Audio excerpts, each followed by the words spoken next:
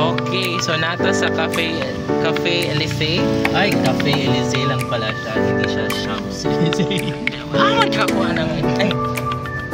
na nga idea ng Champs-Élysées. It's a place in France. This is called Champs-Élysées. At lumang bahay siya, mid-century modern. Kanina rin? I think balay gano'n siya definition talaga ng mid-century modern. Okay, Glenn. This is the front of the house. Actually, this is now the site of Cafe Elysee. And as you can see here, when you go past in here, this is the covered driveway. This is what you call the porte-cochere. Unsay ngalan? Uy, unsay ngalan? This is what you call the porte-cochere. So, okay.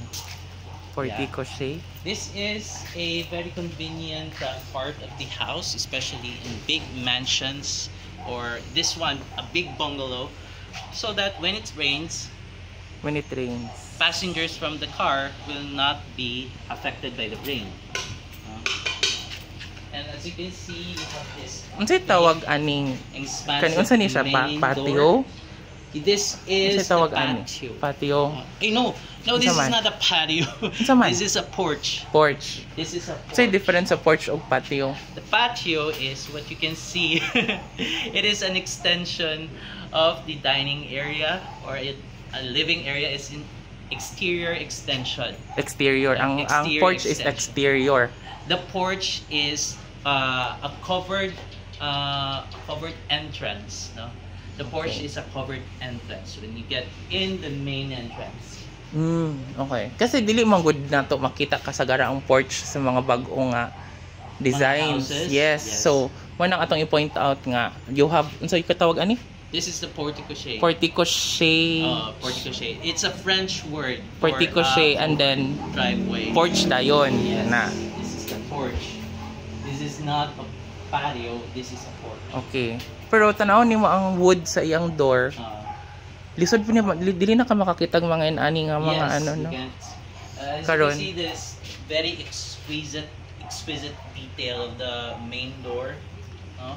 This is I think this is a very rare, endangered pero hardwood gyapon siya no. Of door that you cannot see commonly now during sa mga modern contemporary na mga designs.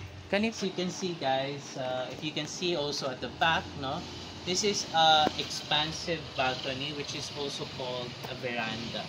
No? So unsa may difference sa nila? Balcony is that it is somewhat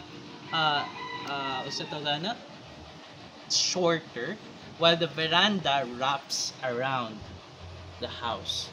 But this veranda wraps around its sides and at the center of the rear. So pasabot ana is kana paingon din na siya didto, no? Didto, pa didto. So ang balcony is just small. A balcony is just a discrete outdoor extension of your room. So kana nasa mga condo, those are just balconies. Those are just balconies. Yes. Well, this one is the veranda because it's quite expansive and wide, and it wraps around the certain parts of the house. The use of wood, no, it greatly contributes to the hominess that is what you can observe in most mid-century modern.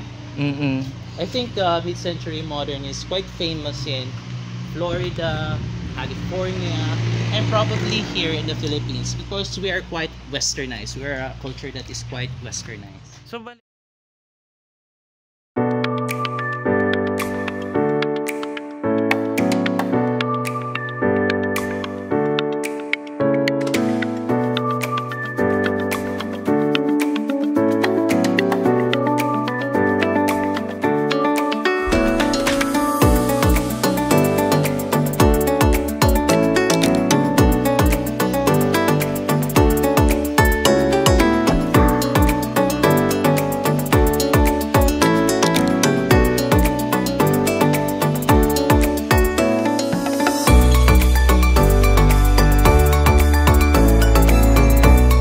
about the design of the house. house. Actually, this is an old house.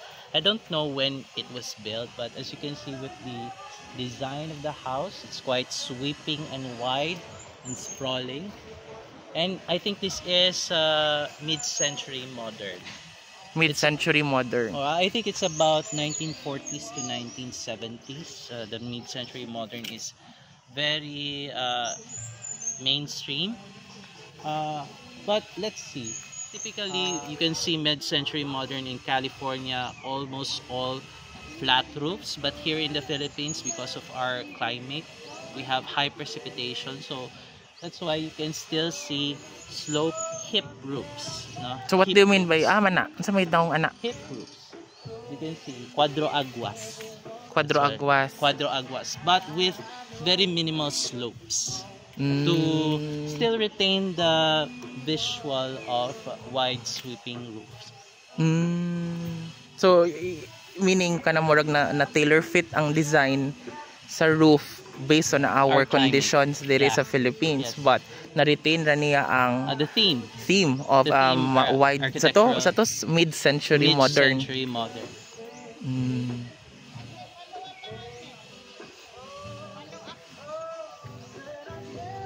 Pero makita mo pod nimo based on that kana ilang columns bitaw didto tanawa gani. Kana din ba? Yes, one of the features of mid-century modern is the use of veneer stones. Yes. Veneer stones with patterns in it. Kanang puti nga column niya unsa man na? Those are veneer stones. So kana siya. Those columns are not actually made of monolithic stones, but veneer. They're just applied or installed at the face of the. Pero manotice nimo no kung naka sa tunga magtan-aw, manotice mo ang symmetry sa design. Yes. Kay symmetry, pareho sila na ay kanang sa kilid, and then this one na sa tunga. Yeah. Right? Yes. And then sa ang symmetry pud niya kay pareho siya og material og design dira sa left ug sa yang right. Yes. Right? Tanawa no? There is balance. And at the center, this is most likely the location for the living quarters. Pero living area with wide, expansive windows to take advantage with the beautiful scenery at its front, as you can see here. So beautiful scenery kana. Yeah. Kana. So actually muna na ang Makahalar Bay. Yeah. Wait, this is fronting Makahalar Bay. And the area below is Cugman, and the area at the western portion is Busa, and at the eastern portion is Tagolwan, where you can see most of the industrial sites are located in Cagayan de Oro City. Ito naman po ang pantalan. Yeah. Mana ang pier. Here. Okay. Another common characteristic of mid-century modern is split levels. No, they don't actually have separate levels like first floor and second floor, but they have split ones. No, they have a short flight of stairs accessing the sleeping quarters. No, usually sleeping quarters is at the upper levels. As you can see here, the finishing of the beam, they're using pebbles. No, pebbles to give texture, to give texture and depth to the architectural element. And this one, this is veneer stones. Kato, unsa man to siya I think this is most likely limestone. No? Kana siya unsa man ang klase nga bato. I see. This is a very famous material, veneer material, originating from Bukidnon. This is what you call Mangima stones. Yes, as you can see here. And another type of veneer stone, I'm not sure if this is travertine or marble, no? But most likely I think this is travertine. Sige. Probably originated from Romblon, or I think in some other areas here in the Philippines. So, for you to build this particular house, dili ka dako kag budget. Yes, because if this comes from Bukidnon, you have to ship it to Cagayan. by volume, medyo mahal. Just imagine that that was built, I think, in the 1940s or in the 1970s. Yes. I'm not sure when this building was built, but Yeah. during those times, I think these are the most common materials, architectural materials to be used. And also this, no? Yeah. Kana. And also the hardwood. If this is hardwood, dili. I think this is mostly hardwood. And yes, common materials during the Philippines before is that wood is very common as a construction material, but since almost we have deforestation and almost our wood is already scarce, it's more expensive to use now. Kani unsay tawag sa inani? What do you call this? Kaning na inani? Basement. Basement gid ni siya? Is this a characteristic sa inani nga klase nga balay? Yes, actually it is. Kasi dili man gud ga basement ang typical Filipino house. Basements, usually you can find that in American homes, no? And that is a common feature because these houses has split levels, and usually they have a level that has a cavity below that could be used for things like utilitarian, for storage, or probably a recreation room or a den if you want it. Okay.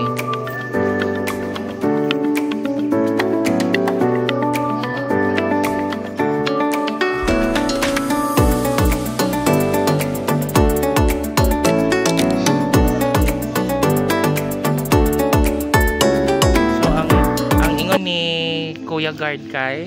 The house was built on approximately 1960s. So that verifies our our observation that this house is mid-century. Mid-century, because mid-century is within that period. Oo, nice kaayo.